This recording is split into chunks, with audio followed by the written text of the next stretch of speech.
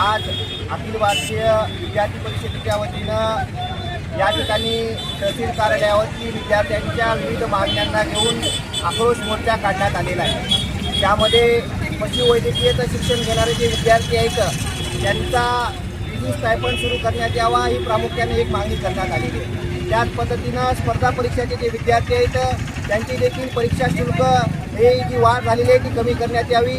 ITI महाविद्यालयामध्ये शिकणाऱ्या विद्यार्थ्यांना त्या ठिकाणी योग्य सुविधा देण्यात याव्यात। अशा मागण्यांना घेऊन अखिल भारतीय विद्यार्थी परिषदेच्या वतीनं या विद्यार्थी आक्रोश मोर्चाचं आयोजन करण्यात आलेलं आहे। मला या महाराष्ट्र शासनाला सांगायचे, विद्यार्थ्यांच्या मागण्याकडे दुर्लक्ष करण्याचं काम आपण करू नये, अन्यथा येणाऱ्या काळामध्ये विद्यार्थी परिषद म्हणून यापेक्षा देखील तीव्र आंदोलन आम्ही मंत्रालयावरती काढू।